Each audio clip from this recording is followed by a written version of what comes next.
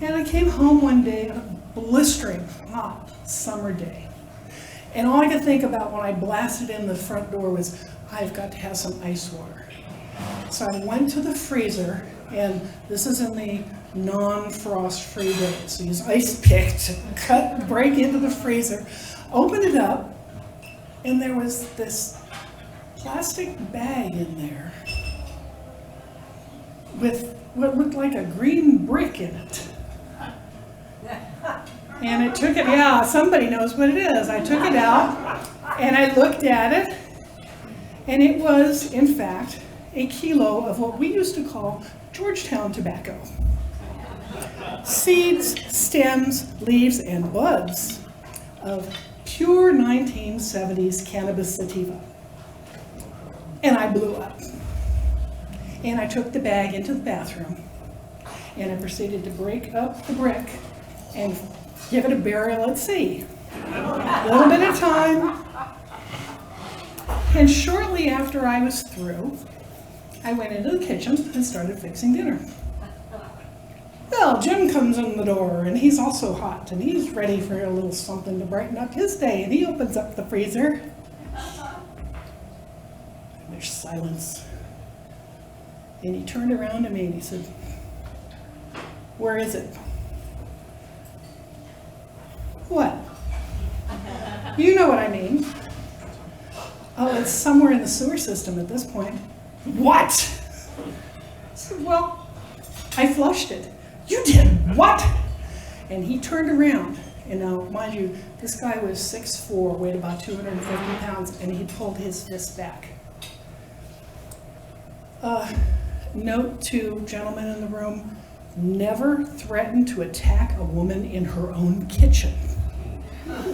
Because I reached over to the drawer next to the stove, and I pulled out the biggest, shiniest, sharpest knife I had.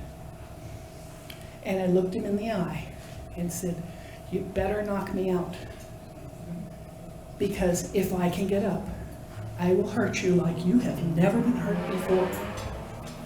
And this great big 6-foot, whatever inch monster looked at me, and I could watch the yellow line forming, turn around, beat feet out of the house. He called me back, it's probably 2 hours, which was okay because I'd settled down by then. He says, "I'm not going to be home tonight." Actually, oh, and where is home for you these days?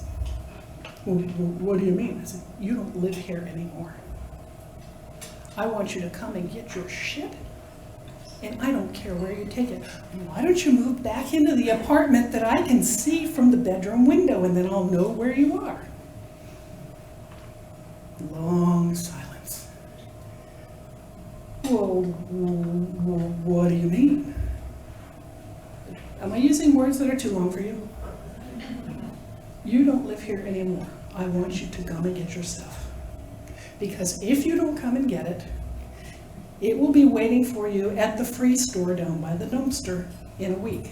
You got a week. He came and got his stuff the next day while I was at work. And life was okay for about 4 years. And then he called me. Some men just don't get it. They just don't get it. And I know most men are smarter than this. But he had this idea that it would be a good idea to come over for a connubial visit.